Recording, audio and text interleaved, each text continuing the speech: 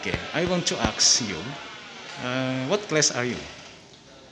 I am 7th grade of Class E. Your complete name? Maria Gracia Candella Fernandez. Okay. You are studying where? Where? When I studying English since I was still a little kid before I even started school. Okay. What are you thinking about this competition? And you are to be a winner. Okay, according to your thinking, what? Yeah. I didn't accept this moment because when I was start the competition, I actually got late on my speech.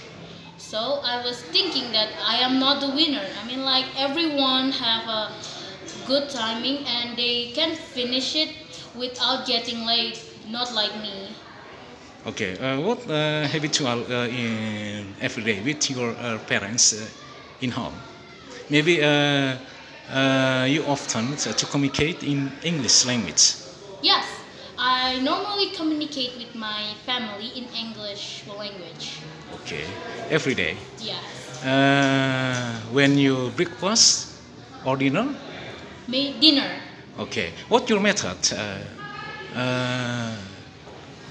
Then you can overcome or to know more about the English language in home. Well, how do I know English and more specific about English? It's from social media. I learned English from social media. And